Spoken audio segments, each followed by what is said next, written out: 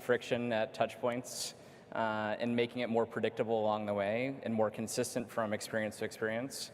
And then number three, connected and not having to provide the same data over and over and over at each step of the way will really bring joy back to travel. Kelly? Perfect to build on my colleagues. You know, we're really focused on creating what is an enjoyable guest experience despite all of the new enhanced measures, and working closely with the ports and the terminals to provide for the extra testing and screening and things has been a challenge, but is clearly building on where we've been leaders in innovation in some of these spaces with bracelets and other things in the past.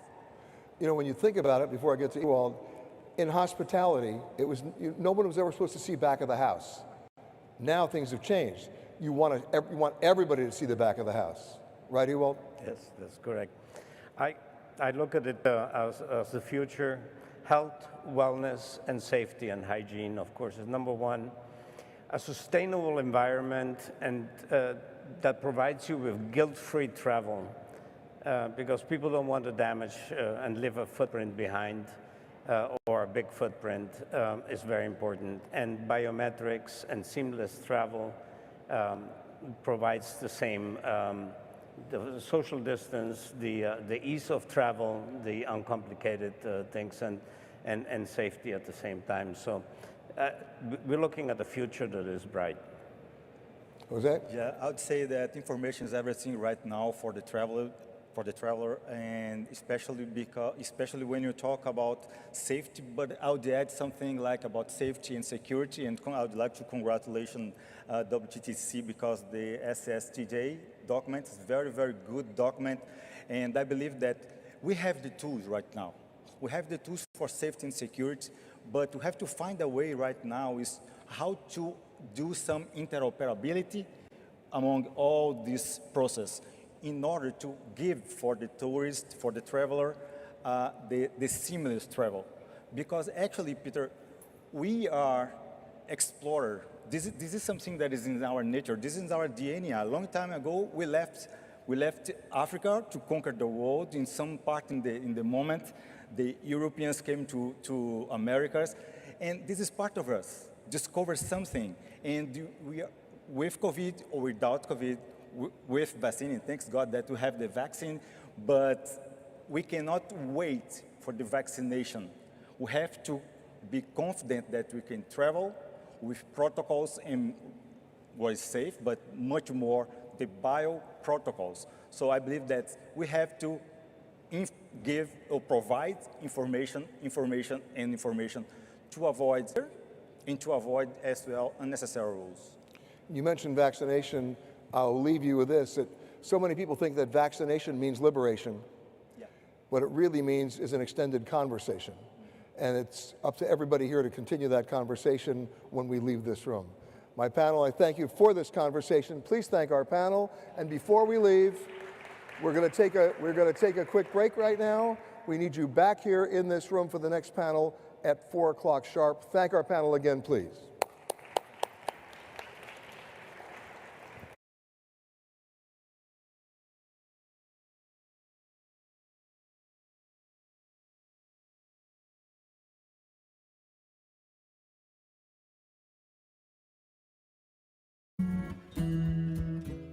The summit is about to begin. The summit is about to begin.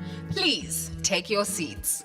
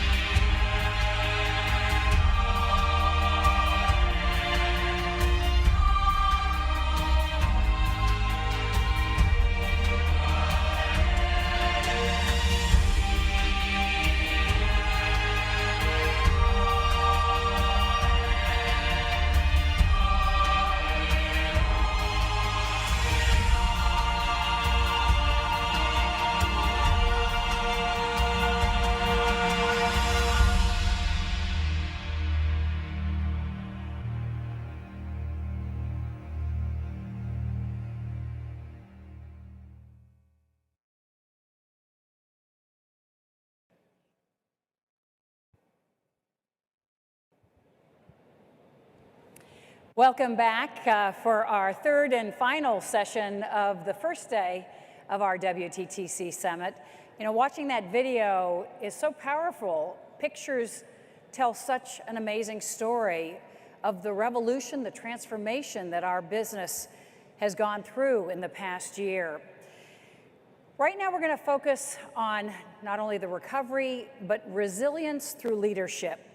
While the crisis isn't over yet, I think we all feel like the butterflies that are emerging from the cocoon. People talk about light at the end of the tunnel, but we aren't there yet, and it still requires tremendous coordination, cooperation among leaders in the public and the private sector.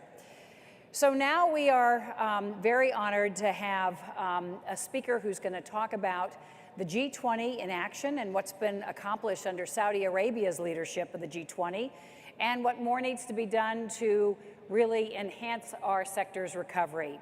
So I please, will you welcome and join me in applauding Minister of Tourism for Saudi Arabia, His Excellency Ahmed Al-Khatib. Thank you.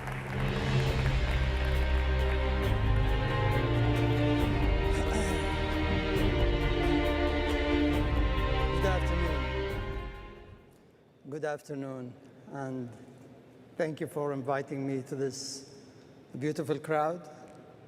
If you would have told me in May last year that we will get together in May this year, I would never ever believe you. But, you know, things are getting better, and finally we see a light at the end of the tunnel. We are in the holy month of Ramadan. We fast in this month as Muslims. And some of you may know that we just fast in Ramadan from the sunrise till the sunset. But it is much, much more than only fasting. It is about the charity work. It is about getting together. It is about connecting people. It is about more prayer, where thousands of people go to the mosque, and it's all about getting together. We missed this Ramadan and last Ramadan. And this is something to do with what are we facing in our industry last year and this year. And therefore, tourism industry is all about connecting people. When you travel, you interact with the taxi driver. And when you get to the hotel, you deal with the reception. And when you go to the restaurant, you talk to the people. We missed all this. And this is because of the crisis. We want to go over this, and I hope soon. Saudi Arabia last year was the president of the G20, and we worked very hard to get all the G20 countries that represent about 80% of the number of the visitors around the world to get together and to work closely to agree on regulations and rules that will help country to resume travel very, very fast. Because we believe private sector cannot last for long. It is absolutely very difficult. 2020 was very difficult year, and with the vaccine, you know, we started to see a hope. And today this is a very good example. This is the first conference I attended in the last 14 months. And I'm very sure many of you have not attended in person and missed to see the friends, our friends and our colleagues in the last few months. And our industry, again, is all about connecting with people, going, traveling, visiting villages, learning about other people's culture, food, music, which we definitely missed in the last few months. And we hope this will come and will come back soon and faster and stronger. In the same time, we want to make sure that travelers are safe. The industry suffered a lot in last year until today. The two sectors that suffered most are the airlines and the hotels. And the industry, as you saw this morning from the WTTC numbers, lost about 50% of its GDP contribution and more than 60 million jobs. This is very painful. Jobs that help people and jobs that does not require skills, very high skills. And mostly mid-income people and below work in this industry, and therefore they need the jobs more than anybody else. And that's why it was very painful for them to lose their jobs. Airlines lost about 75% of their business in 2020. And therefore, it was absolutely very difficult year, unprecedented. Finally, we see countries moving very fast with vaccines and hoping to recover very fast. We saw Greece, my friend is here, the Minister of Tourism of Greece, announced that they will reopen in 14th or 15th of May. We in Saudi Arabia will reopen our borders May 17, and the UK announced their programs. These are very good examples for all the world to follow when the people started to see travel is safe and governments see that travel is secure. So we hope that we will not miss the summer, and we hope to go back to the great old days and better. Saudi Arabia in 2020 was the president of the G20. We announced the initiative of the seamless and secure travel. And we are continuing this with our friends and colleagues in Italy, who is the president of the G20 this year. We also announced the development of the rural areas, or Al-Ula Communique, where Saudi Arabia and all the G20 countries announced to establish a fund that will help and support small villages and the rural areas where tourists and visitors can go and enjoy the real culture. I have a good example here. Her Excellency Gloria told me that they have villages here that they developed and they become very popular, and they created jobs for the people there, and they increased their income and their lifestyle. It was a great success and good model and good example in Mexico. We will launch the fund, and the great news is Saudi Arabia, the government of Saudi Arabia 2 weeks ago committed to seed the fund with $100 million.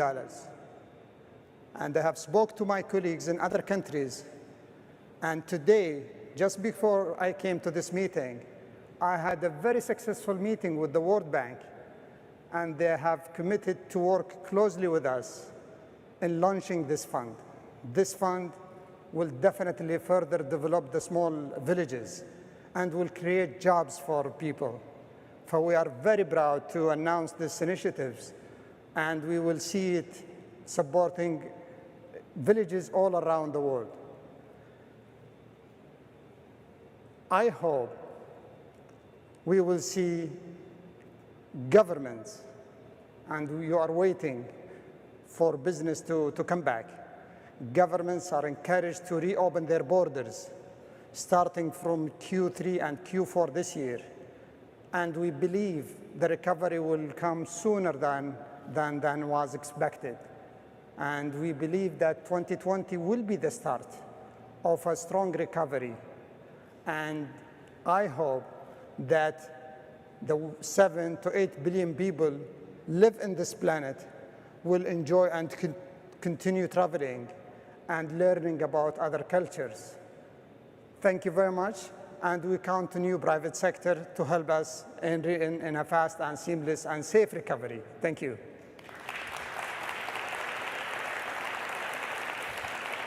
Thank you. Thank you so much, Minister. So as we talk about restoring our sector's contribution to global GDP from this low point of 5% to 10% and beyond. Bottom line, it is about creating jobs in every part of the world. And that's what our next panel is going to be talking about, how the public and the private sector can work hand in hand to accelerate the recovery and bring back the 100 million jobs that have been lost or impacted by COVID-19. Oh, I jumped the gun here, didn't I? So we're going to be talking about that first, but I jumped the gun, and we have an award that we want to present to the minister on the heels of his remarks.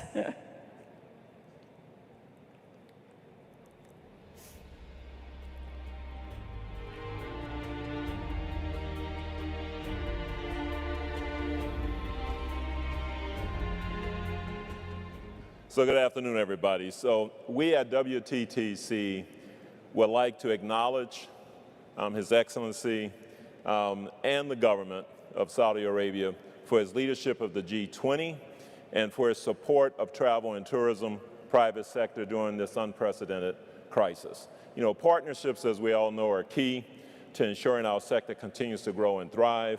And Saudi Arabia made history by inviting the private sector to join a meeting of tourism ministers, highlighting the value of public-private partnerships for tourism growth and long-term success.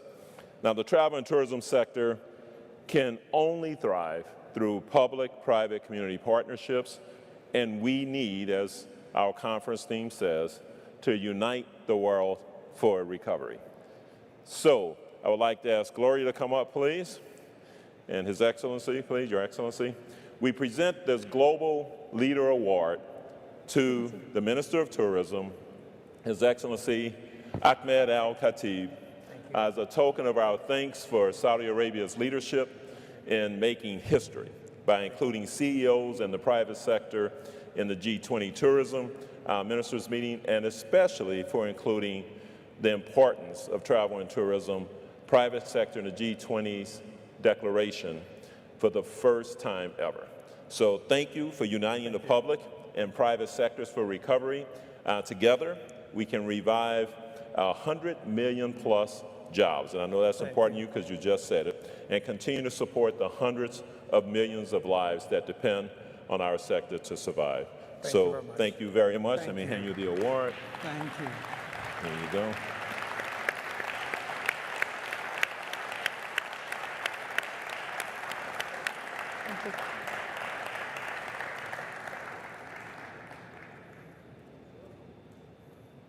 Thank you. Thank you. We're honored Thank you. and privileged to partnership with the private sector, and we'll continue to do so.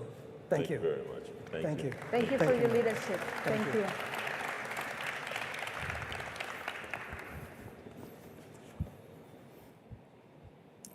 And now we're going to hear how we create those 100 million jobs in the travel and tourism sector.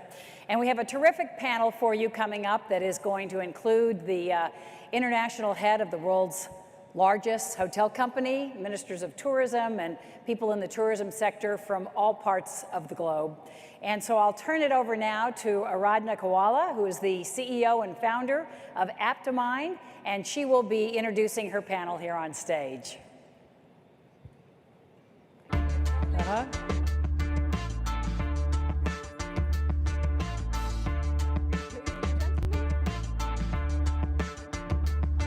Am I audible now? Brilliant. Ladies and gentlemen, good evening to everyone in the audience, and good evening to everyone who's not here with us in Cancun, but tuned in virtually. Now, until COVID came along, travel and tourism, our sector, had clocked a decade of unprecedented and tremendous growth. We've heard this before. We were 10.5% of the global GDP. We supported 334 million jobs and contributed $9.2 trillion to the economy. We were optimistic, proud of our accomplishments as a sector, because at the end of the day, we were really powering the global economy. But yesterday's home runs don't win the games today, right? Because a year ago, when WHO declared the global pandemic, our sector was the hardest hit in its economic fallout. The sector's contribution to GDP, we heard, fell by 49.1%. And perspective is important here because in sharp contrast, the global GDP dropped by only 3.7%.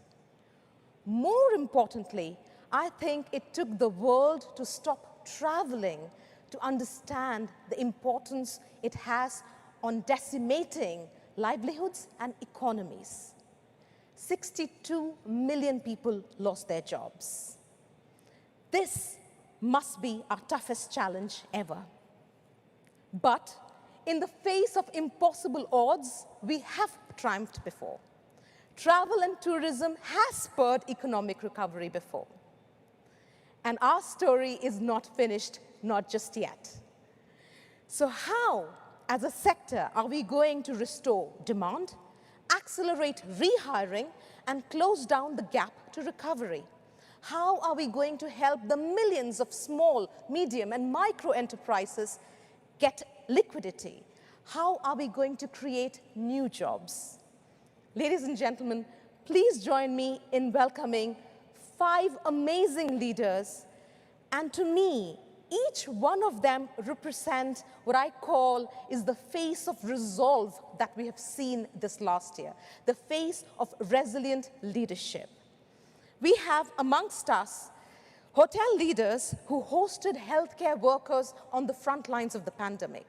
We have travel leaders who fought for relief packages from their governments. We have ministers of tourism and heads of tourism bodies who lobbied for liquidity for struggling businesses.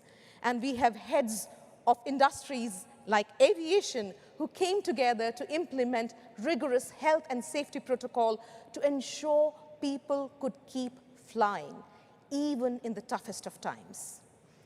Please put your hands together and welcome, in alphabetical order, Craig Smith, Group President of Marriott International, Felipe de Oliveira, who's the Director General for ACI, Airports Council International, Minister Gilson Machado Neto, Minister of Tourism for Brazil, Isabel Hill, who is the Acting Deputy Assistant Secretary and Director, National Travel and Tourism Office, and last but not the least, Luis Araujo, who is the President of Portugal Tourism Board and European Travel Commission.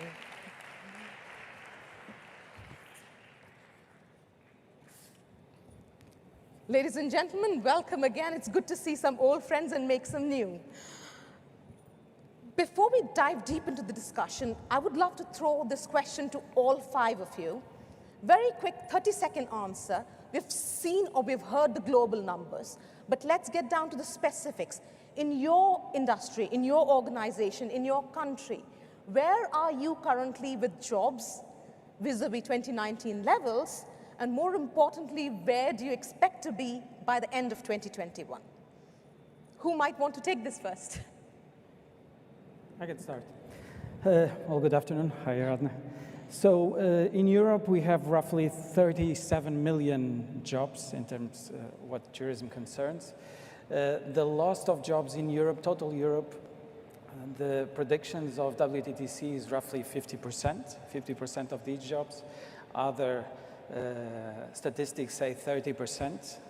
We'll see. There's still no correct data about that. In Portugal, we have 10% of the working force working for tourism, 400,000 people, and we lost so far 40,000, so 10%. Fantastic. Well, not fantastic, but thank you for telling us. I work for an 88-year-old chairman who built his career on building jobs. Mr. Marriott's #1 focus are the people that work for us, and I have this question once a week from him.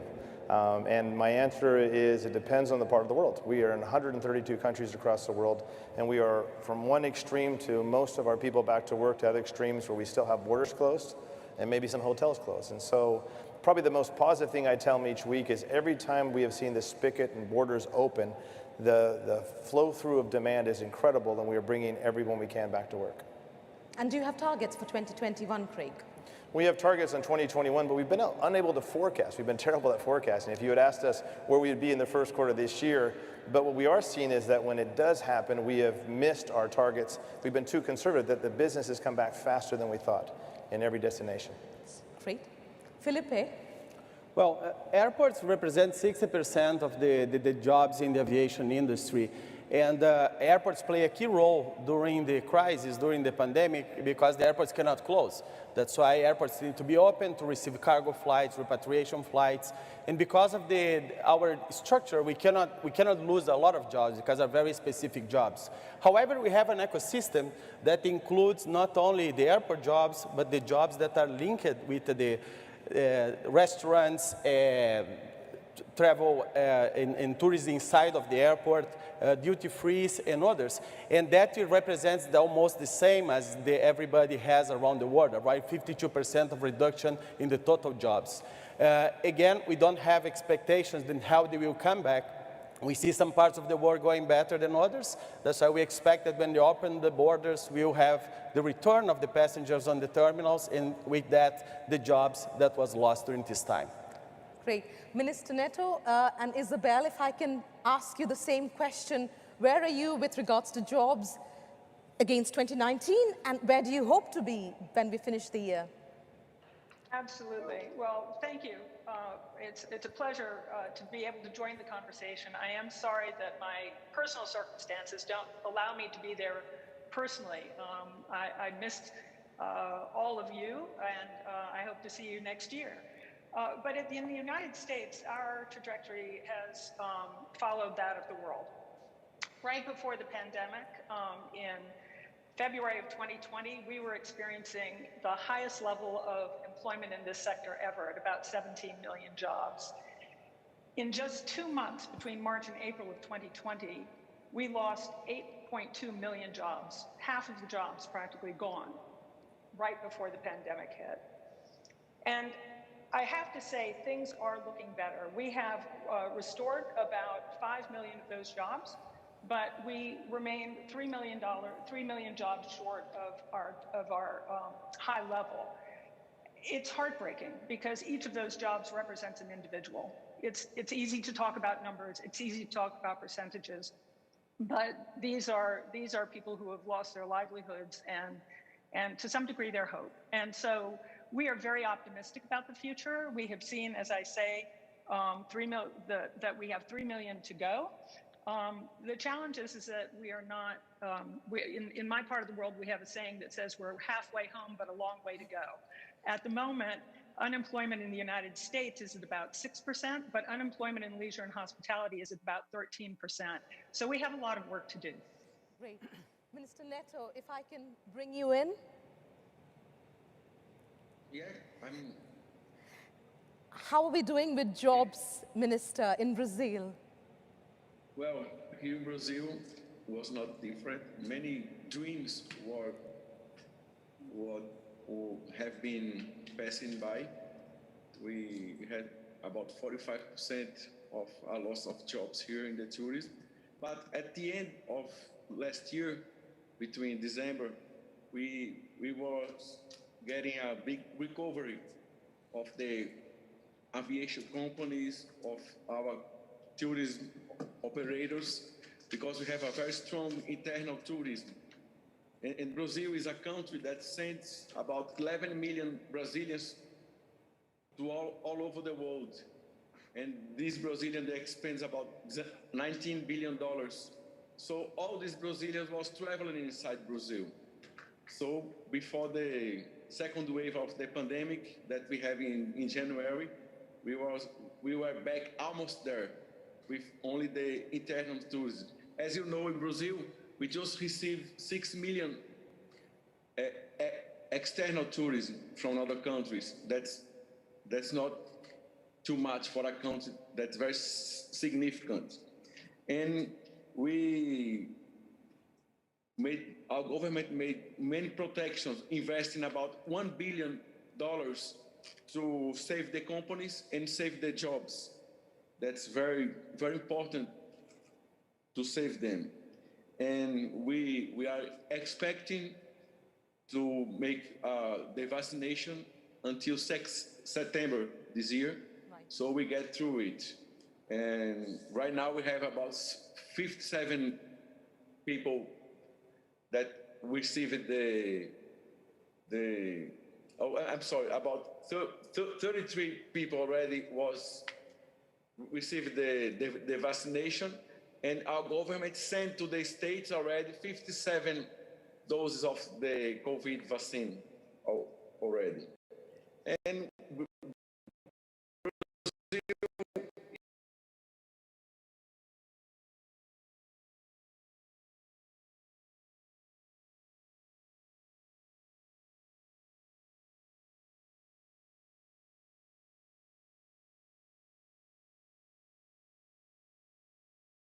Brazil will be a very big opportunity. We are going to open 22 national parks for concession to private companies. And as all the world knows, in the new era, tourism of nature, our natural resources, we are very big on it. We have 6 biomes and we are very strong on it. And this action with the national parks, that we are going to let to the private companies years. So it will be very strong to recovering the jobs. And the start of the parks were made with cooperation with the UNESCO. So that's it. Great, thank you very much. Felipe, I'm going to pick on something that you said, that 60% of all employment in aviation is at the airports, and you have 2,000 odd members around the world. I think my question is, what have you seen from policies, strategies perspective, and where that has been benchmarks in protecting jobs? Who has got it right? Well, it's a very interesting question because we as an airport around the world, we didn't receive a lot of support from the governments, with some exemptions, of course. That's why the difficulty for the sector was keeping the jobs, keeping the specialized jobs. And in some countries, we have like wage subsidies that really helps a lot to keep the employment. We have a reduced number of hours that people reduce the hours to keep the jobs as well. And in the extreme cases, temporary layoffs and long-term layoffs. That's why the support of the government is very important on that cases because help us to keep the trained people that we have. When the aviation restart, we have the right people to restart as well. Great. Luis, if I could bring you in at this point, when we speak of recovery, and you are at ETC, which has so many members, but beyond your members, you need to speak of international collaboration, policies and strategies which are building on that collaboration and working together, because that is critical to recovery. Are you seeing more of that with members and non-members? We're seeing much more. Of course, we're talking of 33 public organizations. But we're seeing, and I think that's we can't say it's a good thing from the pandemic, but we've been talking much more with the private sector and between the private and the public sector. And it was clear from the first moment for every NTO in Europe that we needed to focus on the needs of companies, on the needs of the small and medium and not so medium and not so small enterprises, because they were the basic of everything related with tourism. So it was, of course, we had lots of financial support, especially in Portugal. In Portugal, we gave 2.3 billion euros of support, financial support to companies.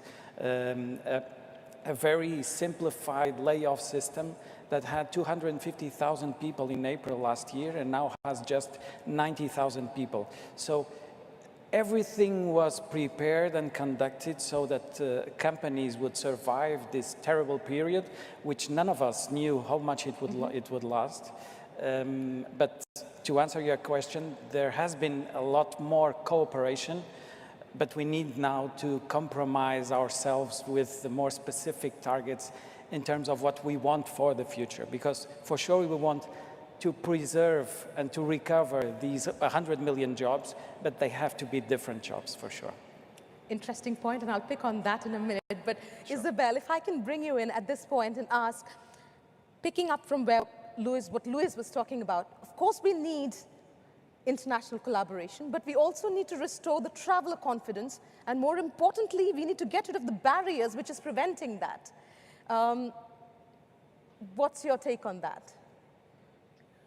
Yes, no, absolutely. I think the whole business of public-private partnership has never been more important because one cannot succeed without the other. And all of the original efforts around liquidity and supporting businesses and supporting individuals who have lost their jobs was absolutely critical. But I think moving forward, we need to recognize that probably the biggest barrier, in my view, is building trust, right? We have to build trust with the travelers. We have to build trust with employees. We have to build trust with communities. And we have to build trust with our public health authorities. And each of those has a different strategy. Consumer confidence, I think, has gotten had a lot of conversation today. So I think that it would be important to really think about the last two, the trust in communities and the trust with public health authorities.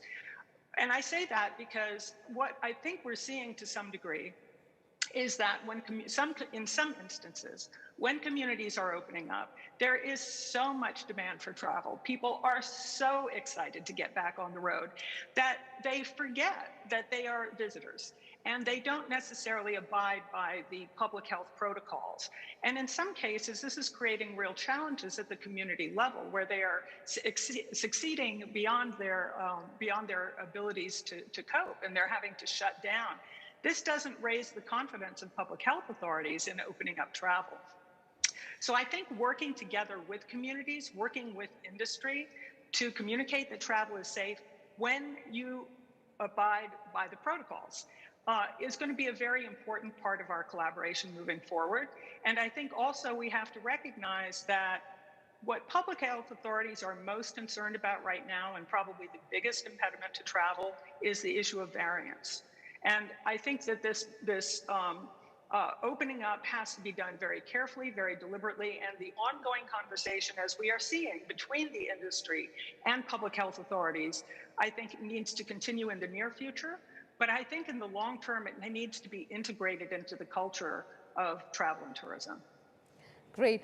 I think it's a good moment now, Craig, if I can bring you in, and Minister Neto, how about we have a bit of a face-off between the public sector and the private sector, and we hear your ask. Please wear your private sector hat, and Minister Neto, if I can request you to be the representative of the public sector, because the government cannot accelerate recovery of jobs and cannot be solely held responsible for bringing the 100 million jobs. What would your ask be from the private sector? And Craig, how important is a decisive government intervention and strategy to ensure businesses can get back to revamping and going back to where they were? Minister Neto, if I can ask from your views as the public sector. Okay, I think that we must be more and more attentive to the demand of the new tourism. We prepare nature destinations. We have a new environment now, especially after the pandemic, and we need to get always meeting the sanitary norms, giving confidence for the full resumption of tourist activities. In this sense, I'm convinced that Brazil has many attributes to stand on in these scenarios. Until then, the federal government will continue to listen to the demands and support the sector, not to only recover lost jobs, but to create new ones. We have a very big challenge, and we have to find the best point between the public sector and the private sector here. And our government is working so hard to help the private sectors to keep the most important thing that that the industry have, that is the human resource that they already have, the jobs and the employees. That's all. We are working so hard on that here in Brazil. And unfortunately, we lost about 45% of the jobs. But I guess in a very close future, we'll recover much more than that. because Brazil will be a great opportunity in the nature, the tourism of nature. That's what all the world wants after the pandemic. I have access to the Google International. In 2019, each 100 people that was going to Google to look for tourism, only 10% was for nature, for environment, for natural resources. 10%, 2019. Now, ecotourism, for example. Now, in the second wave of the COVID, each 100 look in the Google for tourism, 54% is for ecotourism, for nature, and so we are very strong, not just for what we have. We have the 6 biomes, all kinds of, we have the Amazon that is preserved. 84% of the Amazon is untouched. Right. All untouched.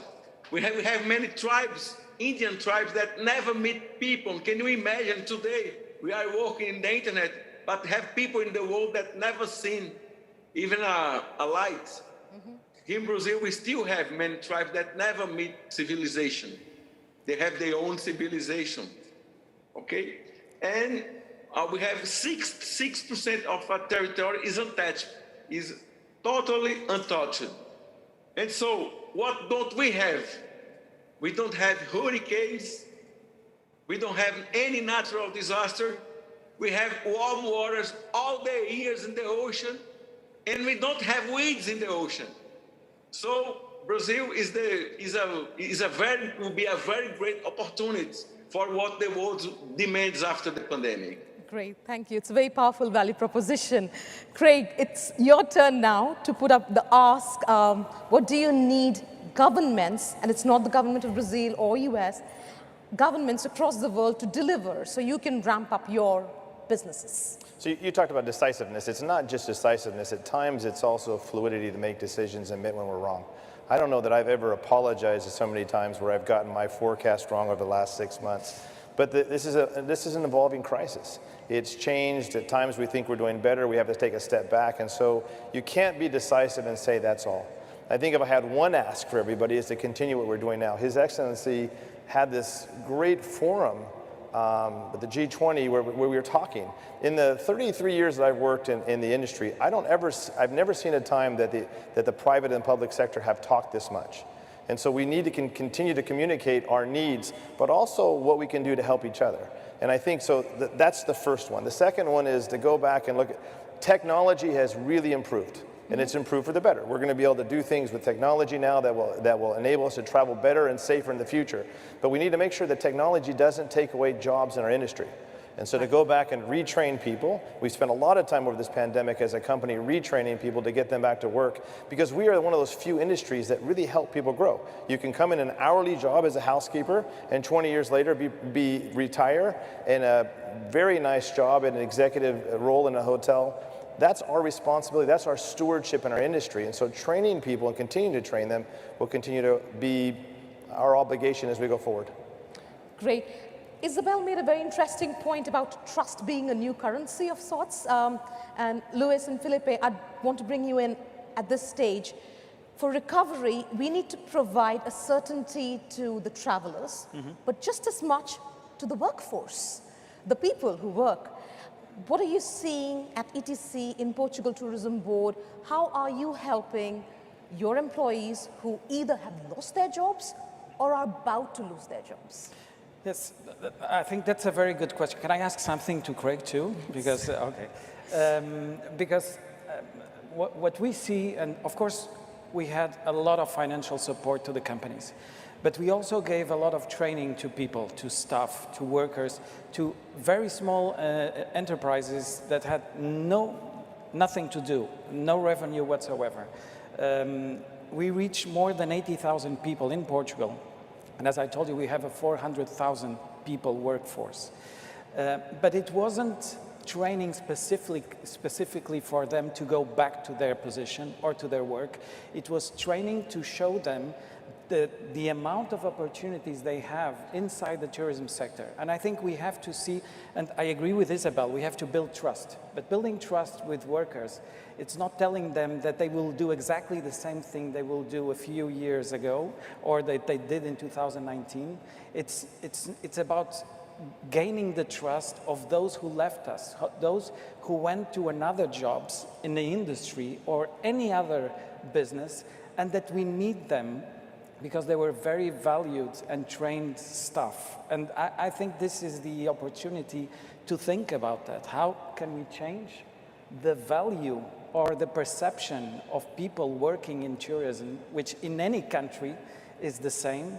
How can we attract the best ones? How can we improve the level of skills? How can we train them to be entrepreneurships? How can we train them to be different? And something which is very important to us, of course, because we're always talking about sustainability, but sustainability starts with diversity. And a very small data that we've seen in a previous talk that said that 54% of the working force in tourism were women. And we all clapped. It's true, it's impressive. But if we see the average salary of a woman in tourism and a man in tourism, it's completely different. If you see the amount of women that we have in CEO level, in big companies, it's not as impressive as that. And we have to make commitments with this. And this is for, and this is for the private sector to do. It's not for the public sector. And I think this is the time to make this kind of compromises. I do want to bring in Isabel at this point in time. Isabel and Craig, I will come back to you because I know you wanted to make a point. Isabel, very quickly, we don't want to get back to where we were. We want to build back better, and diversity and inclusion is a key element of that. How do we ensure we include diversity and inclusion as a key parameter in the future? And that links to what Luis was saying, and I'll come back to you, Craig. Well, thank you for the question.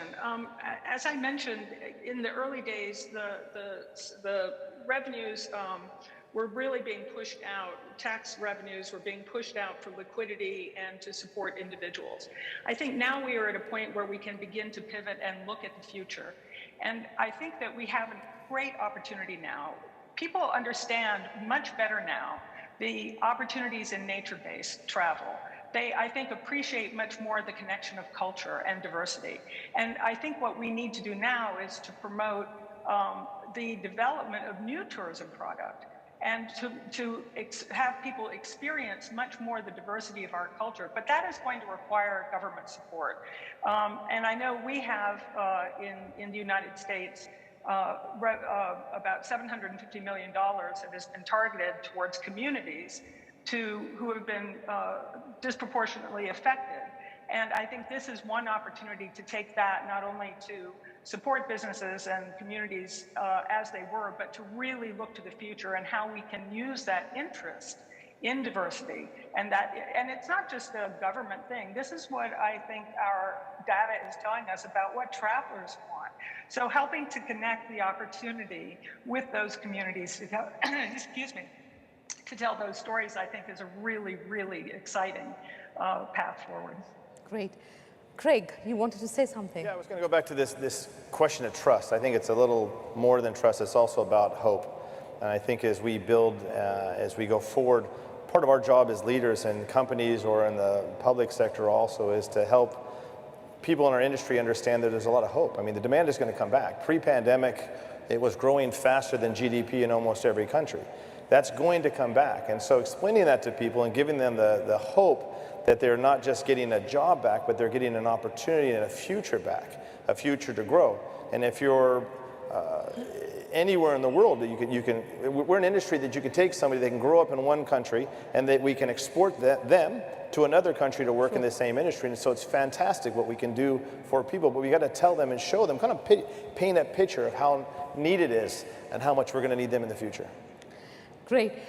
Felipe, if I can ask you, sticking to the concept of trust, given a lot of the employees in the sector are frontline employees and dealing with people at close quarters, is there also an element where the workforce are apprehensive of coming back into their frontline jobs. Just to give you an example, there was an article recently about Amazon spending $4 billion to be COVID ready to have their employees deal with that. Are you seeing a lot of that, especially at the airports? Well, we are the safest industry in the world. And basically, aviation have a track record of safety and security that is impressive. What we are trying to do as our airports is try to bring the passengers and also the workers back in a way that they feel comfortable with that. That's why we, following the CART, following the ICAO procedures and guidelines, we implement the airport health accreditation in almost 400 airports till now. We have 600 airports already assigned in our network that is 2,000 airports globally that comprise 98% of the global traffic. That's why nowadays we already have around 70% of the airports covered on this approach of health and hygiene measures that most of them will come to stay for longer, and we have like an harmonization in the process that keep the employees safe and in a good environment as well. Great. Minister Neto, since you've come into office, there's been quite a bit of changes that Brazil has taken. You've opened up visa-free travel. You're now in conversation with US and many other countries to have more crews, more airlines. But obviously, simply reopening international travel is not going to be enough to deal with this crisis. What are other barriers that you need to ensure you're looking at so we can get back the jobs that we've lost in the pandemic? Well, fortunately, Brazil has a very good inbound tourism. We have about 90 million Brazilians that travel inside our country. And they are getting confidence again, trust in the way that we travel. And it's going to be after the lockdowns that many states are making right now. In Brazil, each state has their own way to decide if is going to make the lockdown or no. But, for example, in January this year, we was about 85% of our internal tourism recovery of 2019. All the numbers, because as I told you, Brazil exports 11 million people to all the world each year. And this year, the last year, all these 11 million people stayed here in Brazil and make a very huge difference, especially in the northeast of Brazil, as we could see it. And with the jobs, we are really getting very concerned about that. And that's why we are working so much in many ways to the government to help the private sector. For example, we put it in the economy, especially for the tourism sector, $1 billion to keep the jobs in Brazil. And we have been working very, very, very close with the tourism companies